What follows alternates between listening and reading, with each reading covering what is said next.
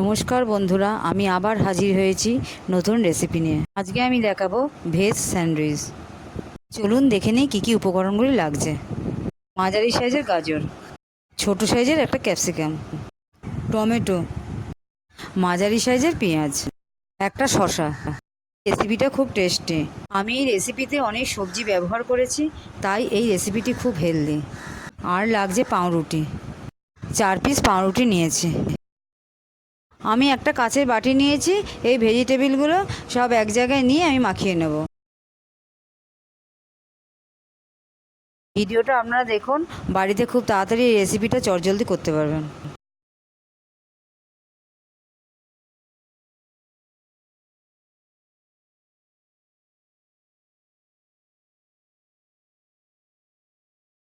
সবজিগুলো সব এক এক করে বাটিতে দেওয়া হয়ে গেল।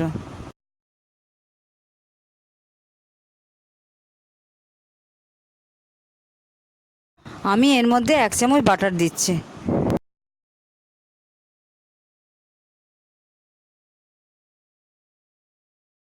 আন্দাজ মতো নুন দিচ্ছি। বড় চামচের 1 চামচ গোলমরিচ অ্যাড করছি।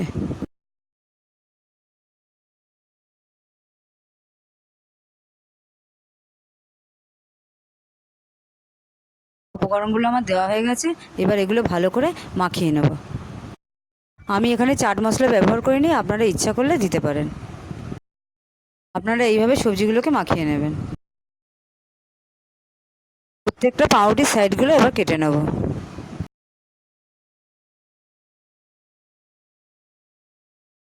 আপনারা দেখে নিন, পাউরুটির সাইডগুলো ঠিক এইভাবে কাটতে হবে।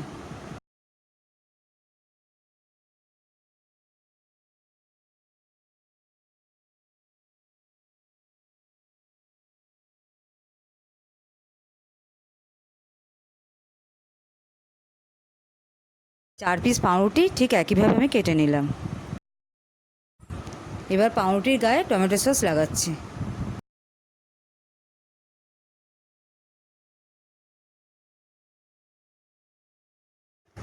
বেশি করে সস লাগাবেন, তাহলে খেতে ভালো লাগবে।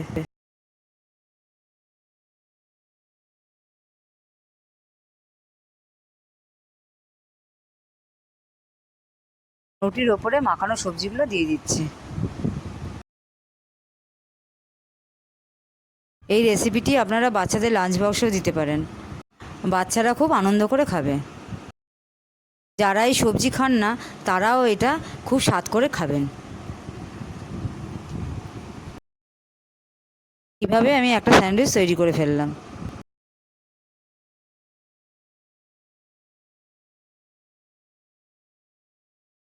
এবার হাত দিয়ে চেপে দিলাম, দিয়ে এবার এটাকে কোনাকুনিভাবে কাটবো।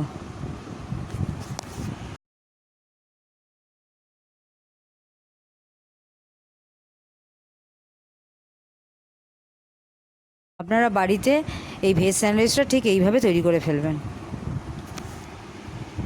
আমি এবার ভেজ স্যান্ডউইচটা ডিমের সাথে পরিবেশন করব। আপনারা ইচ্ছা করলে ভেজ স্যান্ডউইচটা শুধুও খেতে পারেন।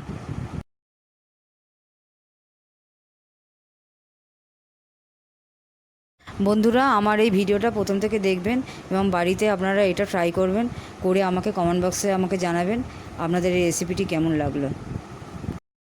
এরকম সুন্দর সুন্দর রেসিপি জানতে আমার চ্যানেলটিকে সাবস্ক্রাইব করুন, পাশে থাকা বেল আইকন প্রেস করুন। নতুন নতুন ভিডিও পোস্ট হলেই আপনারা সবার আগে জানতে পারবেন। আজকের মতন টাটা। আবার আসবো নতুন কোনো রেসিপি নিয়ে আপনাদের সামনে। আপনারা ভালো থাকবেন, সুস্থ থাকবেন।